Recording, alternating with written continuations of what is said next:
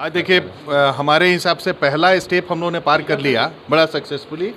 और इसमें माननीय न्यायालय ने आज जो है हमारे फेवर में ऑर्डर आया है कि मेंटेनेबल है ये पिटिशन, यानी जो पहला और दूसरा पिटिशन है जिसमें शेल कंपनियों के द्वारा जो घोटाले हुए हैं यहाँ पे वो, और सीएम का जो माइनिंग लीज है, ये दोनों जो है वो सुनवाई योग्य है, ऐसा माननीय न्यायालय ने प्रोनाउंस किया है ऑर्डर वर्बली।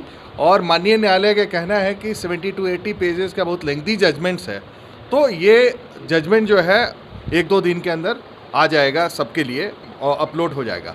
लेकिन जहाँ तक मेरिट की बात है, अब मेरिट पे सुनवाई के लिए आज माननीय न्यायालय ने सबको कहा, एडवोकेट जनरल को भी कहा कि आप मेरिट पे सुनवाई शुरू कर दीजिए, सुनाइए अपना। तो उन्होंने ये कहा कि नहीं, हमको समय चाहिए काफ़ी लंबा।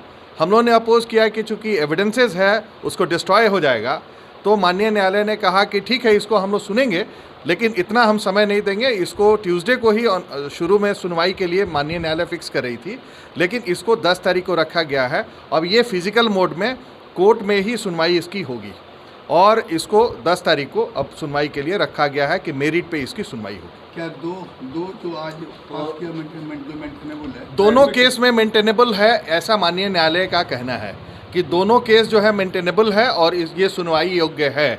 यानी शिवशंकर शर्मा का जो क्रेडेंशियल था और उनका मेंटेनेबिलिटी पार्ट था, उसको हम लोगों ने सक्सेसफुली माननीय न्यायालय के ध्यान में हम लोगों ने मीट कर लिया है, और ऐसा हम लोगों का जो सबमिशंस था उसको माननीय न्यायालय ने मान लिया है। सर, रिटन ऑर्डर तो बाद में आएगा, लेकिन आज कुछ मेंशन किए हैं क्या? माननीय न्यायालय ने कोई ग्राउंड्स नहीं दिया, इसलिए क्योंकि बहुत लेंथी ऑर्डर है।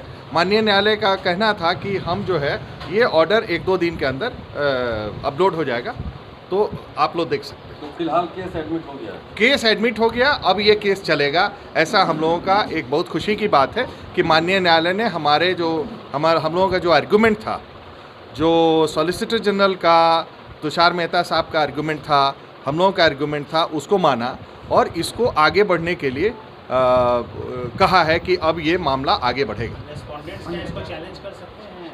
वो तो हमेशा ओपन है लोगों के लिए, क्योंकि पूर्व में भी राज्य सरकार ऑनरेबल सुप्रीम कोर्ट गई थी, वहाँ से एक ऑर्डर आया था माननीय न्यायालय का, तो उस पर जो है ये मेंटेनेबिलिटी पर सुनवाई हुई। और ऐसा माननीय उच्चतम न्यायालय का कहा था ऑर्डर में कि आप जो है मेंटेनेबिलिटी पे सुन लीजिए और उसके बाद प्रोसीड कर जाइए मेरिट पे। तो आज माननीय न्यायालय